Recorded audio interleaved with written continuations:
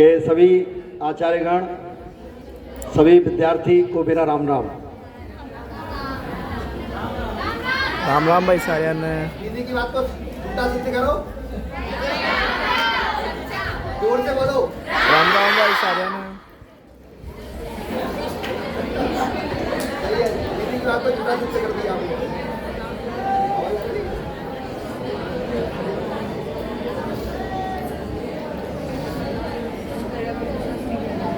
चलिए,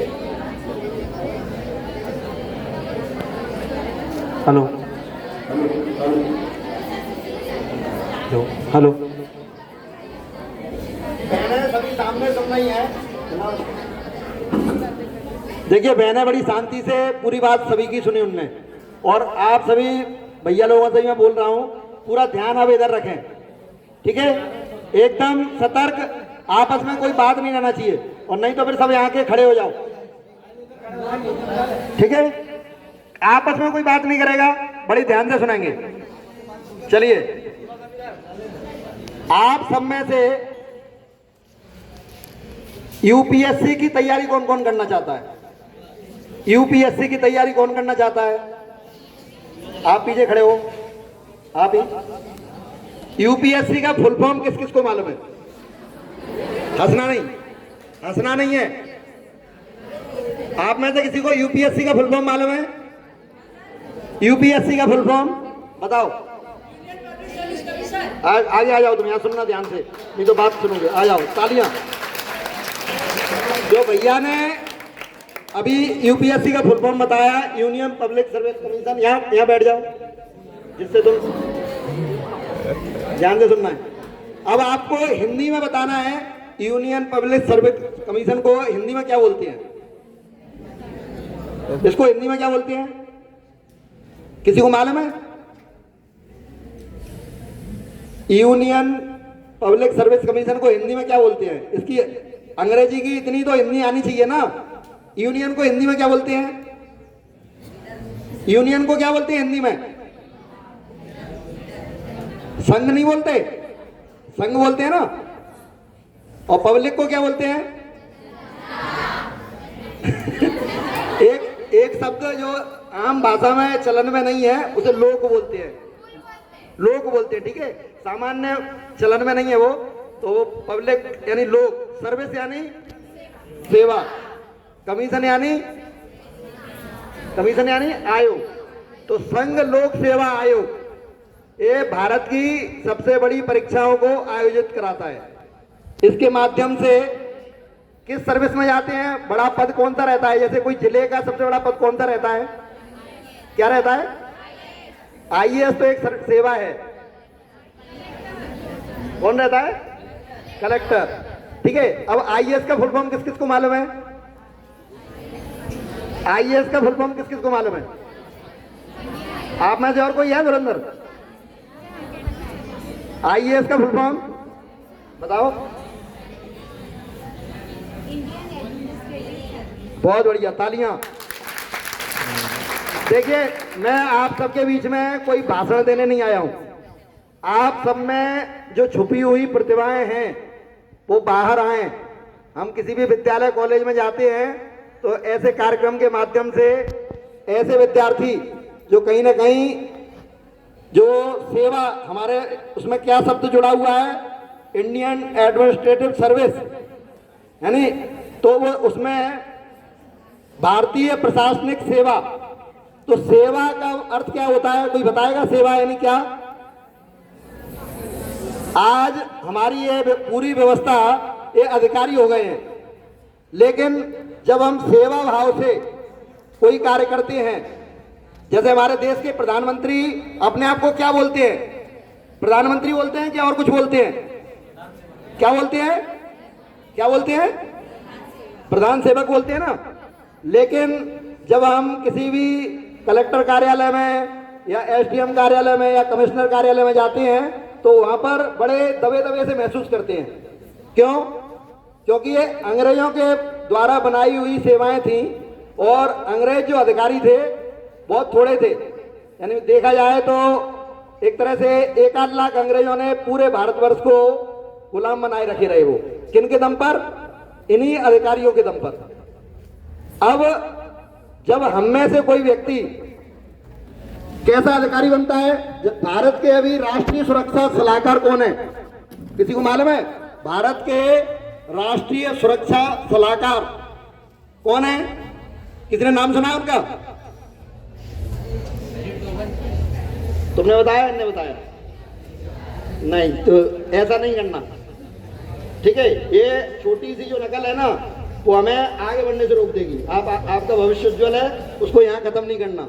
एक इनने किसी ने नाम सुन लिया क्या? किसी ने? कौन है? क्या नाम लिया अभी इनने? भारत के राष्ट्रीय सुरक्षा सलाहकार कौन है अभी? आप में से कोई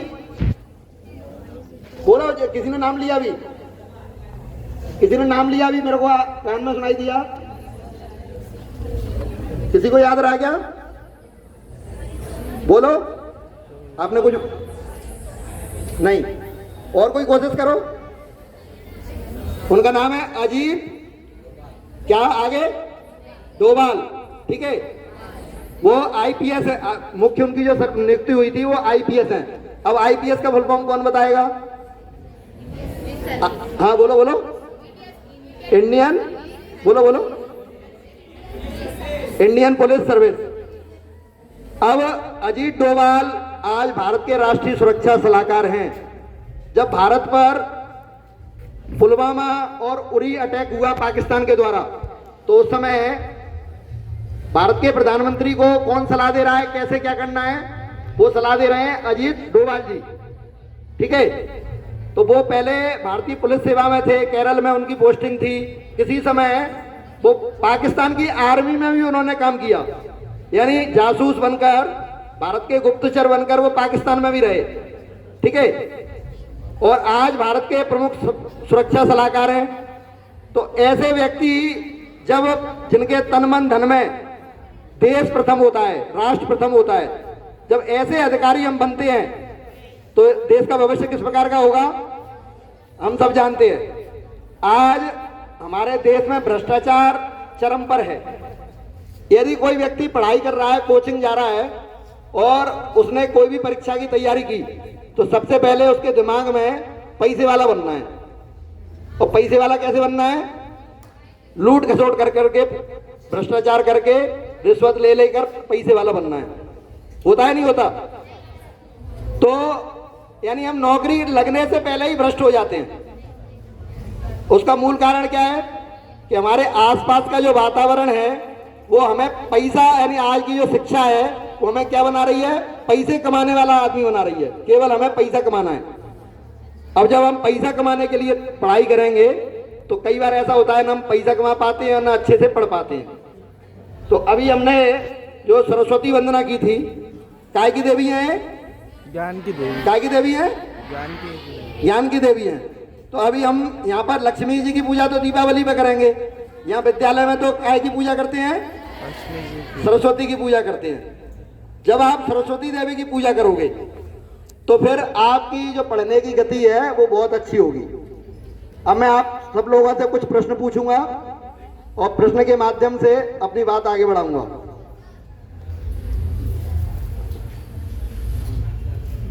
आप में से कोई ये बताएगा कि भारत का सबसे बड़ा पुरस्कार कौन सा है? शाबाश, बहुत बढ़िया।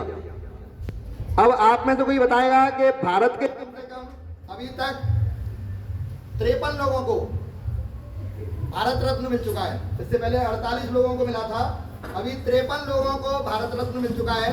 उनमें से कम 10 ऐसे महापुरुषों के नाम बताइए जिन्हें भारत रत्न मिल चुका है, वो हाथ खड़ा करें जो 10 भारत रत्नों के नाम बता सकते हैं।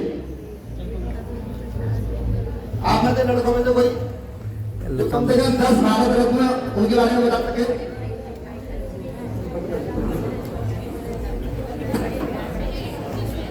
आप में से कोई भी 10 भारत रत्न के नाम बताइए। अभी वर्तमान में 5 ऐसे देश के विभिन्न क्षेत्रों में जिन्होंने देश के लिए योगदान दिया है उनको भारत रत्न मिला है अभी वर्तमान में 1 साल में ही। किन किन को मिला है किसी को मालूम है? कोशिश करो। उनमें से भारत के 2 तो प्रधानमंत्री रहे, कोई आप में से ध्यान देगा? चलिए कोई बात नहीं। उनमें एक मिलाए किसान नेता हुए हैं, उत्तर प्रदेश के मुख्यमंत्री रहे हैं, भारत के प्रधानमंत्री रहे हैं, चौधरी चरण सिंह। बोलो चौधरी चरण सिंह। इसके अलावा भारत के जिन्होंने भारत में विकास की गति को तेज किया, ऐसे प्रधानमंत्री पीवी नरसिम्हा राव, ठीक है। भारत के उप प्रधानमंत्री लाल कृष्ण आडवाणी। इसके अलावा जो कृषि क्षेत्र में जिन्होंने अपना योगदान दिया, MS स्वामीनाथन, ठीक है। इस प्रकार से जो मैंने आपसे बताया कि 53 लोगों को भारत रत्न मिला है और 10 लोगों के मैंने आपसे नाम पूछे कि 10 भारत रत्न के नाम बताइए, और कुछ को अभी लेटेस्ट अभी हाल ही में मिला है। इसके अलावा सेना के क्षेत्र में पास में ही हमारे महू केंद्र है आर्मी का। महू का फुल फॉर्म बताएगा कोई? महू का फुल फॉर्म क्या है? MHOW। हैंड रेस करो, हाथ खड़े करो, हाथ खड़े करके जो खड़े होके बताइए। ना बताओ। हाँ, यानी ये काय का हेडक्वार्टर है? वार, युद्ध का हेडक्वार्टर है। जब युद्ध होते थे यहाँ पर, यानी बड़े बड़े जो NDA के माध्यम से जिनका सिलेक्शन होता है, वो ट्रेनिंग उनकी यही होती है। बड़ा केंद्र है, बड़ा सेंटर है। तो आर्मी के क्षेत्र में यानी सेना के क्षेत्र में सबसे बड़ा पुरस्कार कौन सा है, आपको बताएंगे? अगर कोई सैनिक युद्ध के क्षेत्र में अपना सर्वस्व बलिदान करता है या सर्वस्व योगदान देता है, तो उसे कौन सा पुरस्कार दिया जाता है? हाथ खड़ा करें। आप में जो कोई, आपने किसी ने शेरशाह फिल्म किसने देखी है? शाबाश, तालियां बजाओ भैया ने बताया।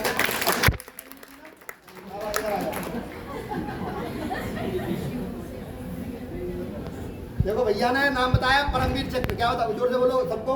परमवीर चक्र, ठीक है। सबसे बड़ा पुरस्कार परमवीर चक्र। अब आप कोई किसी भी, अभी तक 21 लोगों को परमवीर चक्र मिल चुका है, तो किन्हीं एक व्यक्ति का भी नाम बताओ इसे परमवीर चक्र मिला है। एक परमवीर चक्र विजेता का नाम बताइए, कोशिश करो। मैंने एक हिंट दी, शेरशाह अगर फिल्म देखी हो किसी ने, बहुत बढ़िया, शाबाश, ताली बजाओ।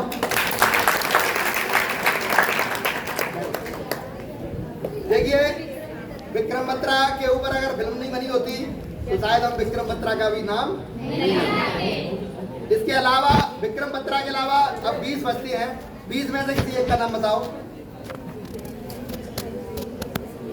21 लोगों को परमवीर चक्र मिला, जिनके कारण आज युद्ध के क्षेत्र में, यानी एक युद्ध भारत पाकिस्तान के बीच में 1947 में हुआ, एक भारत चाइना के बीच में 1962 में हुआ, एक भारत पाकिस्तान के बीच में फिर 1965 में हुआ जब लाल बहादुर शास्त्री प्रधानमंत्री थे, और 1971 में भारत पाकिस्तान का युद्ध हुआ जब बांग्लादेश बना था, फिर कारगिल का युद्ध हुआ। इन ऐसे अवसरों पर जिन्होंने सेना के क्षेत्र में, युद्ध के क्षेत्र में अपना योगदान दिया, उनको परमवीर चक्र मिले हैं। मनोज पांडे का नाम सुना है? अभी भारत के वो थल सेना अध्यक्ष भी हैं। मनोज पांडे, पहला परमवीर चक्र मिला था मेजर सोमनाथ शर्मा 1965 में। अब्दुल हमीद को, जिन्होंने पैटर्न टैंक उड़ाए थे, 1965 में उन्हें परमवीर चक्र मिला। संजय योगेंद्र यादव, जिन्हें कारगिल के युद्ध में अभी वो जीवित हैं, योगेंद्र यादव, उन्हें परमवीर चक्र मिला। संजय कुमार, वो भी जीवित हैं अभी, उन्हें भी परमवीर चक्र मिला। धन सिंह थापा, जोगिंदर सिंह, अलवर टेक्का, ऐसे कई लोगों को परमवीर चक्र मिला, 21 लोगों को।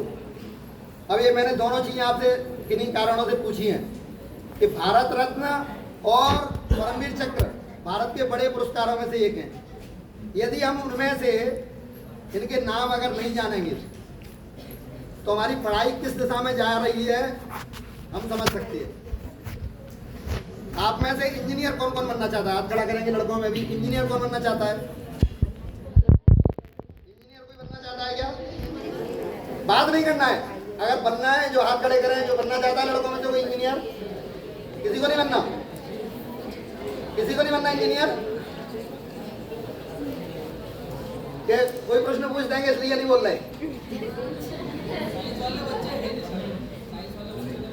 साइंस वाले नहीं है? यहाँ कौन से वाले बच्चे हैं? बायोलॉजी वाले हैं?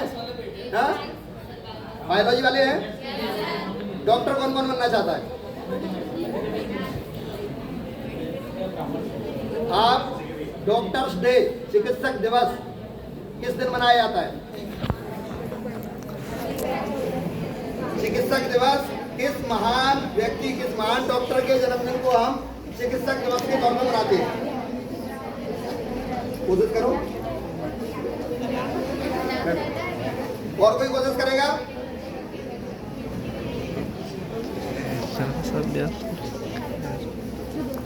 वह मनाया जाता है, पश्चिम बंगाल के दूसरे मुख्यमंत्री थे डॉक्टर विधान चंद्र राय, वीसी रॉय के नाम से जानते हैं उन्हें, और उनके जन्मदिन को 1 जुलाई को हम चिकित्सक दिवस के तौर पर मनाते हैं। अब इंजीनियर नहीं है यहाँ पर, इंजीनियर बनने वाले लड़के नहीं हैं, तो आपको प्रश्न नहीं पूछता हूँ, फिर भी बता देता हूँ। 15 सितंबर को एक अभियंता दिवस मनाया जाता है, इंजीनियर्स डे। उनका नाम था मोक्ष गुंडम विश्वेश्वरैया, ठीक है। वो महान इंजीनियर रहे भारत के, बड़े बड़े जो बांध हैं उन्हीं के द्वारा बनवाए गए थे। क्योंकि मैं इसी लाइन में हूँ, बांध बनाने का काम करता हूँ, ठीक है। इसलिए आप में जो कोई इंजीनियर बनना चाहता हो तो शायद कभी मैं उसका मार्गदर्शन कर सकूं, कोई बात नहीं। अब टीचर्स डे सबको मालूम होगा, टीचर्स डे कब मनाया जाता है? उस दिन किसका जन्मदिन पड़ता है? सर्वपल्ली राधाकृष्णन। अब 5 सितंबर यानी डॉक्टर राधाकृष्णन जब भारत में उनका जन्म नहीं हुआ था, या इस दिन को शिक्षक दिवस के तौर में घोषित नहीं किया था, उससे पहले हम शिक्षक दिवस कब मनाते थे? वो दिन का हाथ खड़े करना है। उससे पहले हम शिक्षक दिवस कब मनाते थे? किस तौर पे मनाते थे? हाँ बोलो, किसी ने उत्तर दिया? किसी ने बोला अभी? गुरु पूर्णिमा। अब सभी से प्रश्न है, गुरु पूर्णिमा ये कब आती है, कौन से महीने में आती है? जुलाई तो अभी अंग्रेज आए थे देश में, उससे पहले जुलाई अगस्त कोई नहीं जानता था।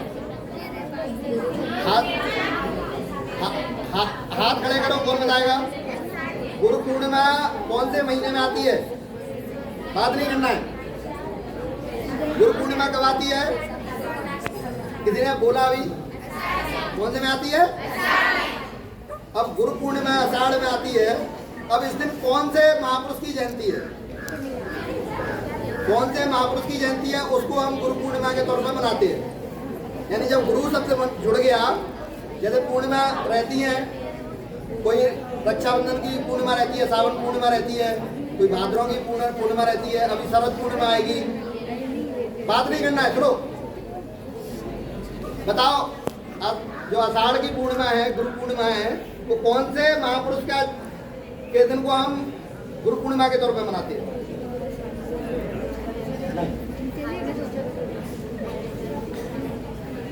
जब कोई कथा होती है, आपने कभी मानपुर में कोई पंडाल देखा होगा, कोई बड़े जो वक्ता रहते हैं, पंडित जी रहते हैं, कथाकार रहते हैं, वो एक गद्दी पे बैठते हैं, उसको क्या बोलते हैं? क्या बोलते हैं? क्या हो गया उत्तर? है ना। हम उन्हें भगवान की तरह मानते हैं। तो हमारे देश में गुरु पूर्णिमा मनाने की परंपरा थी। जैसे अभी हम सरस्वती देवी का पूजन किया हमने, इसी प्रकार से गुरु पूर्णिमा को हम मनाते थे। वेद व्यास जी हमारे लिए गुरु जी हैं, उन्हीं के दिन को हम गुरु पूर्णिमा के तौर पर मनाते थे। अब आप में से कोई 10 लड़कियों में से 10 महान नारियों के नाम बताएंगे जिन्होंने स्वतंत्रता आंदोलन में या सामाजिक कार्यों में या सांस्कृतिक धार्मिक कार्यों में खड़े होकर कौन पढ़ता है? आपस में नहीं, गुनगुनाना नहीं है, एकदम अच्छे अनुशासित तरीके से, तब तो हम बात आगे जारी रख पाएंगे ना। हाथ खड़े करो, कौन 10 महान नारियों के नाम बताएगा? फिर गुनगुनाने लगे। आप हाथ खड़ा करो, याद नहीं करना है, बोलो ना, हिम्मत लानी है। इन दीदियों को इसलिए लेके आए कि आप इनसे सीखो और आप में से किसी को मैं ले जा सकूं, जब किसी इंदौर के बड़े स्कूल में आपको खड़ा करके वहां बुलवाऊं। ठीक है, हम एक दूसरे का आत्मविश्वास बढ़ाने के लिए काम कर रहे हैं, ना कि आपका आत्मविश्वास गिराना है। इसलिए हिम्मत करिए। यहाँ खड़े होके बोलिए 10 महान नारियों के नाम। कौन खड़ा होगा? आप में से लड़कों में से कोई बोलो। 5 बता दो, चलो 5 बताओ। हाँ बच्चों खड़े हो। हाँ बोलो जोर से। हाँ रानी अवंतीबाई, रानी दुर्गाबाई। हाँ बहुत अच्छा। हाँ बोलो। हाँ देखो इनने हिम्मत की, 4 नाम लिए। अब उसके अलावा और कोई भी प्लस कर सके। जैसे एक नाम लिया इनने रानी अवंतीबाई, बैठ जाओ। हाँ बोलो जोर से बोलो। हाँ हाँ हाँ हाँ कोई बात नहीं। अब जैसे एक नाम लिया अवंतीबाई, आप में तो कोई बताएगा अवंतीबाई कहाँ से रहने, कहाँ पर उनका राज्य था? बैठ जाओ। नहीं, रानी अवंतीबाई का राज्य कहाँ पर था? देखो जब दीदी आई है ना, ये उसी जिले से हैं, डिंडोरी जिले से ही हैं, जहाँ पर रानी अवंतीबाई का राज्य था। क्या रियासत का नाम था उनकी का? हाँ रामगढ़। क्या नाम था? देखिए जब झांसी आप जाएंगे ना, तो झांसी में जो किला है, हमारे ग्वालियर का किला बहुत बड़ा है, बहुत विशाल किला है, लेकिन झांसी का किला बहुत छोटा है। लेकिन रानी लक्ष्मीबाई का जो नाम था ना, रानी लक्ष्मीबाई का जो काम था, वो काम कितना बड़ा था कि आज भी हम सबको वो प्रेरणा दे रही हैं। ठीक है, इसी प्रकार से रानी अवंतीबाई, रामगढ़ जगह बहुत छोटी है, डिंडोरी यानी आज हम नाम ही नहीं जान रहे उसका, लेकिन उनका भी काम बहुत बड़ा था, क्योंकि वो भी अंग्रेजों के खिलाफ लड़ी थी। अब लड़के भी सुनाएंगे भैया ध्यान से। आप में तो कोई 10-15 महापुरुषों के, क्रांतिकारियों के, इनके कोई नाम बताएगा क्या? इतना नहीं है। देखो अभी आपके मैं लैब में गया था, जो कंप्यूटर लैब है उसमें गया था। कंप्यूटर लैब में कम से कम मेरा अंदाजा है, वहां पर बात नहीं करो, कंप्यूटर लैब में मैंने कम से कम 10-15 महापुरुषों के फोटो लगे देखे, बहुत अच्छा लगा।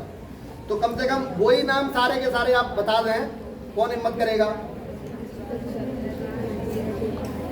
आप में से लड़कों में से कोई?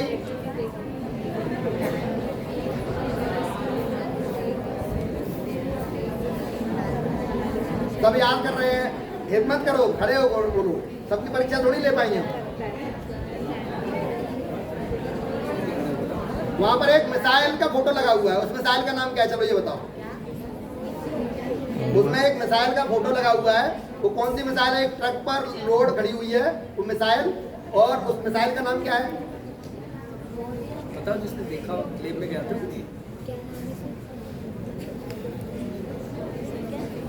देखिए मैं यहाँ से अपनी बात को आगे बढ़ाता हूँ। हमारे कोर्स में कुछ और 2-4 प्रश्न पूछ के अपनी बात को आगे बढ़ करता हूँ कि भारत के बारे में हम क्या जानते हैं। जी मैंने आपसे महापुरुष और महान नारियों के बारे में पूछा, भारत के बारे में अपन कितना जानते हैं, इस संबंध में थोड़ी सी बात करते हैं। अभी भारत का सबसे पूर्वी राज्य कौन सा है? सबसे पूर्व में, यानी सबसे पूर्व में कौन सा राज्य है? हाथ खड़ा करेंगे। सबसे पूर्व में कौन सा राज्य है भारत का? आप लड़कों में से कोई बताएगा? सबसे पूर्व में कौन सा राज्य है? सबसे जल्दी सूरज कहाँ उगता है? अरुणाचल प्रदेश। बहुत बढ़िया, इस तरीके से मालूम है। कौन सा प्रदेश? अरुणाचल प्रदेश। और सबसे साउथ में कौन सा राज्य है?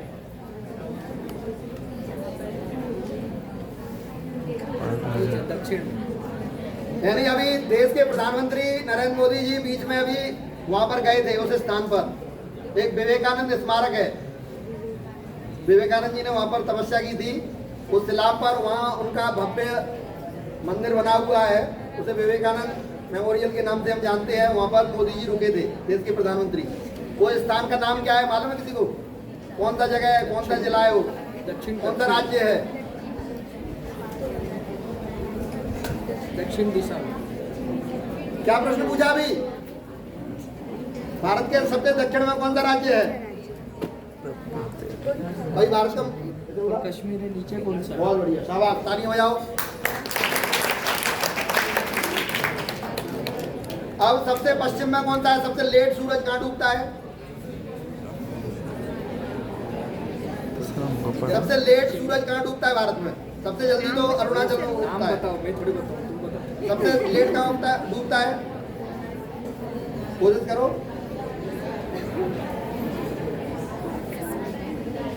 अच्छा, इन प्रश्नों के उत्तर हम क्यों नहीं दे पा रहे, ये बताओ जरा। इसका कारण बताओगे? आप में से कोई कारण बताओ खड़े होके कि इन प्रश्नों के उत्तर हम इसलिए नहीं दे पा रहे। कोई बताएगा क्या इस बात को? इसका कारण बताएगा क्या? इस प्रश्न का उत्तर इसलिए नहीं दे पा रहे इनका क्योंकि अपने भारत के मानचित्र को अच्छे से नहीं देखा। तो अब क्या करोगे? अच्छे से देखोगे। क्यों देखोगे? जैसे अपने अभी तुम घर से सब अपने स्कूल से घर जाओगी ना, कोई भूलेगा क्या? हाँ, जो अगर गलत रास्ते में जा रहा होगा वो जरूर भूलेगा, जानबूझ के भूलेगा।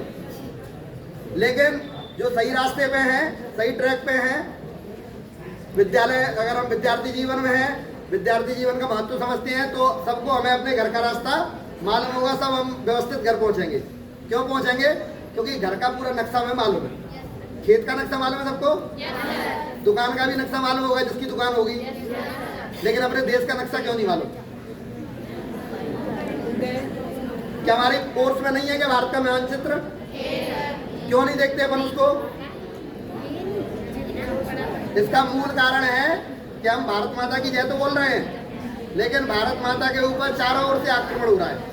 चारों ओर से दुश्मन, यानी देखिए, ध्यान से सुनो। जैसे देश में सारे लोग, यानी 100 करोड़ लोग से ऊपर या 120 करोड़ 130 करोड़ लोग भारत माता की जय बोलते हैं, लेकिन भारत माता के बारे में जानते नहीं है ज्यादा। लेकिन जो देश के दुश्मन हैं, देश के दुश्मनों को देश के चप्पे चप्पे का मालूम है कि कहां पर हम कैसे कब्जा कर सकते हैं, चाहे वो धर्मांतरण करा के, चाहे वो अवैध व्यापार करके, चाहे वो नशे का व्यापार करके, चाहे वो नक्सली यानी हथियारों के दम पर। जैसे मध्य प्रदेश का ये हिस्सा रहा छत्तीसगढ़ का एक जिला है बस्तर, पहले बस्तर संभाग है, उसमें से कई जिले बन गए हैं। जगदलपुर, बीजापुर, नारायणपुर, दंतेवाड़ा, ऐसे कई जिले बन गए हैं। उसमें से कांकेर, वहाँ पर कई जिलों में केवल कलेक्टर जो कार्यालय रहता है वहाँ पर हमारे यहाँ शासन चलता है, बाकी नक्सलियों का शासन, माओवादियों का राज्य चलता है। माओवादी यानी ऐसी स्थिति बन जाती है, एक बार वहाँ पर बड़े बड़े नेताओं को भून दिया गया। वहाँ के प्रदेश कांग्रेस अध्यक्ष थे नंद कुमार पटेल, उनको ही गोली मार दी गई। तो यानी वहाँ शासन किसका चल रहा है? माओवादियों का चल रहा है। तो अब दुश्मन लोगों को देश के बारे में पूरा मालूम है, लेकिन देशभक्तों को देश के बारे में जानकारी नहीं है। तो क्या हमारा देश सुरक्षित रह पाएगा इन बातों से? रह पाएगा क्या? तो अब हमारी पढ़ाई के कुछ तरीके हमें बदलने हैं, और वो पढ़ाई के तरीके क्या हैं वो बात ध्यान से सुनेंगे।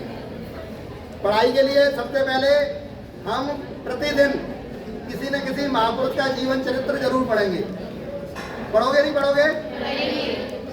जब अगली बार कभी आए महीने 2 महीने 3 महीने में, तो उस समय आप बिल्कुल पूरे आत्मविश्वास के साथ खड़े होकर उनके नाम तो लें ही, साथ में उनके जीवन चरित्र को भी यहाँ पर खड़े होकर बोल सकें। उनके बारे में अगर कोई निबंध आता है तो आप लिख सकें।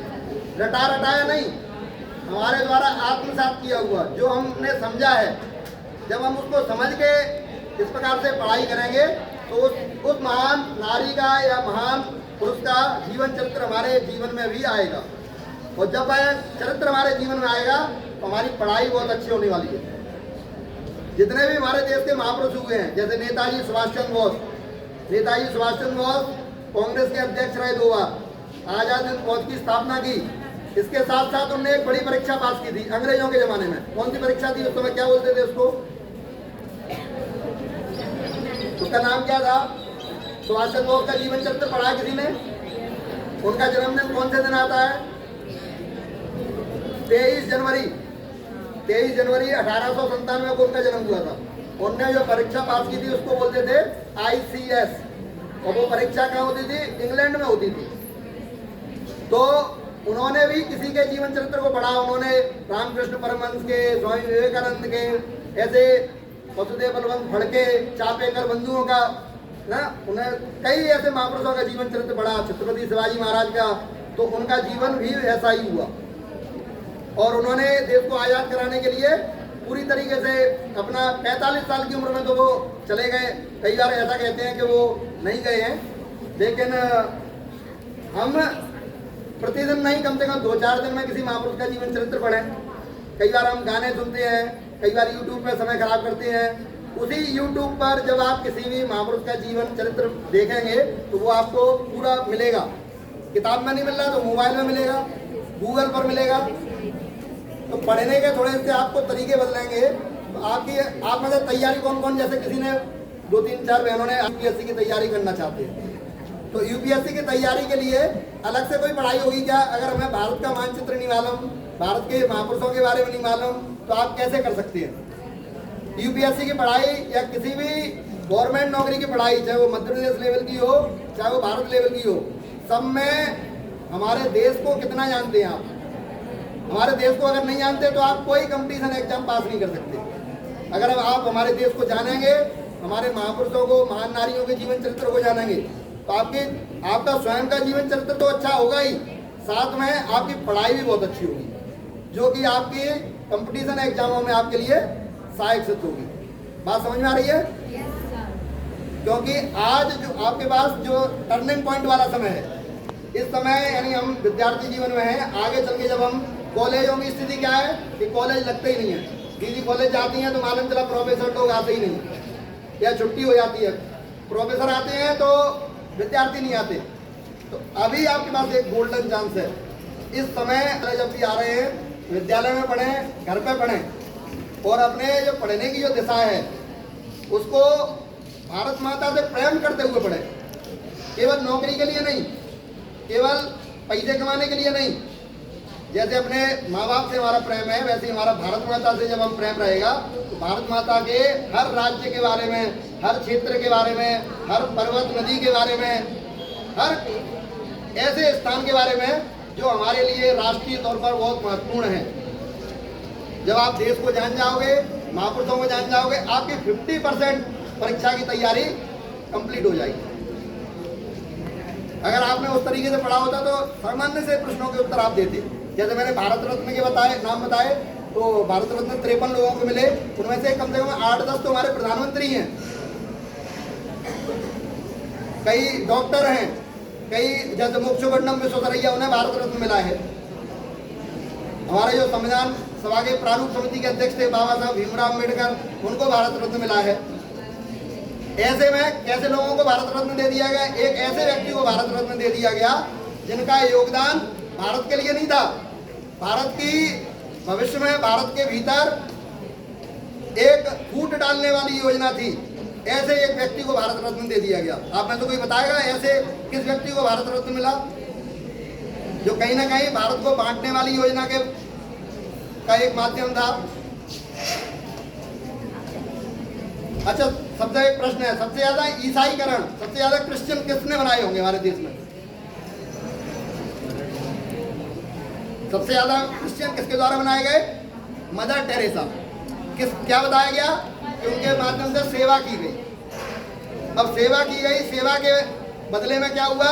उनका जो, उनके बाप माँ का जो धर्म था, उनके दादा दादी का जो धर्म था, वह छुड़वा के उन्हें क्या बना दिया गया? ईसाई बना दिया गया। तो उन्हें भारत रत्न मिला और नोबेल पुरस्कार भी मिला। क्या अमेरिका में या इंग्लैंड में कोई भारतीय जाता है, या गुलाब जी जाते हैं, हम जाते हैं, और वहाँ के करोड़ों ईसाइयों का हम सनातन धर्म ले आए, तो क्या हमें वो पुरस्कार मिलेगा? क्या वहाँ पर मिलेगा क्या? यानी भारत में एक ऐसी स्थिति बनी कि जिन्होंने भारत के विरोध में काम किया, भारत के सनातन संस्कृति को नुकसान पहुंचाया, ऐसे लोगों को भारत रत्न मिला। इसका मूल कारण कहीं ना कहीं हमारे देश के लोग अपने अपने क्षेत्रों में सीमित रहे। इंदौर का आदमी इंदौर में सीमित, बंगाल का आदमी बंगाल में सीमित, केरल का आदमी केरल में सीमित। लेकिन इंग्लैंड में बैठा हुआ, या फिर चेकोस्लाविया करके एक देश है, यूगोस्लाविया, वहाँ की रहने वाली थी मदर टेरेसा। वो मदर टेरेसा वहाँ से आती हैं भारत में सेवा के लिए नर्स बन के, नन बन के, और यहाँ पर वो मदर बन जाती हैं। और मदर बन जाती हैं, उनके द्वारा जो स्थापित किया जाता है संस्थान, उसके माध्यम से, सेवा के माध्यम से भारत में करोड़ों भारतीयों का धर्मांतरण किया गया, मतांतरण किया गया। भारतीयों को मालूम नहीं चला, कारण कि इंदौर, हमें जब इंदौर में ही नहीं मालूम क्या हो रहा है, तो हम बंगाल में क्या हो रहा होगा, झारखंड में क्या हो रहा होगा, उड़ीसा में क्या हो रहा होगा, हमें क्या लेना देना। जैसे अभी मणिपुर में दंगा फसाद चल रहा है, दो समुदाय आपस में लड़ रहे हैं, मैतई और कुकी। जो कुकी हैं वो पूरी तरीके से ईसाई बन चुके हैं। तो हमारे बीच में से ही जो लोग अपना धर्म बदल लेते हैं, वह किससे लड़ते हैं? वो सनातन धर्म वालों से लड़ते हैं। तो ये सब चीजें क्यों हो रही हैं? क्योंकि हमारे देश में लोग पूरी सीमाओं के बारे में, देश के बारे में जागरूक नहीं है। यहाँ तक कि समाचार पढ़ने का भी हमें समय नहीं है। वहीं हम मनोरंजन के लिए पूरे गाने सुनेंगे, ही या हू करेंगे, पूरी तरीके से स्टेटस लगाएंगे आलतू फालतू, इंस्टाग्राम पर पता नहीं क्या क्या देखेंगे। लेकिन हमें भारत के संबंध में जहाँ हमें अगर कहीं जैसे शरीर में आपके में कोई पिंच करता है तो दर्द होता है, नहीं होता? अगर आपके कहीं भी सुई लगाई जाए तो दर्द होगा, नहीं होगा? लेकिन कई जगह हमारा देश फटने की स्थिति में है, कई जगह टूटने की स्थिति में है। तो मेरा सभी से विनम्र निवेदन है कि भारत के मानचित्र को, विश्व के मानचित्र को, मध्य प्रदेश के मानचित्र को बहुत गहराई से देखेंगे। अगली बार जब आएंगे तो उसकी हम परीक्षा लेंगे आपकी, और परीक्षा के साथ साथ आप में से जो कोई भी, क्या हुआ, हंसने की क्या बात हुई? जब परीक्षा लेंगे आप में से जो हमें मेधावी विद्यार्थी लगेगा, उसके लिए जो हमारे द्वारा जो सहयोग किया जा सकता है आपके भविष्य के लिए, वह पूरे प्रयास करेंगे। अध्यक्ष महोदय भी आपका सहयोग करेंगे। यदि हमारे अंदर प्रतिभा है, ईमानदारी है, तो ईश्वर हमारी मदद करते हैं। अगर हम मक्कारी है हमारे अंदर, तो कोई कितना भी मदद कर ले, कुछ नहीं होने वाला। तो सबसे पहले हमें स्वयं की मदद किसके द्वारा करनी है? स्वयं से। ठीक है? अनुशासित तरीके से हमें महापुरुषों, महान नारियों और भारत के बारे में, विश्व के बारे में अच्छे तरीके से जानना है, जिससे हम आगे की पढ़ाई बहुत अच्छी तरीके से कर सकें। धन्यवाद।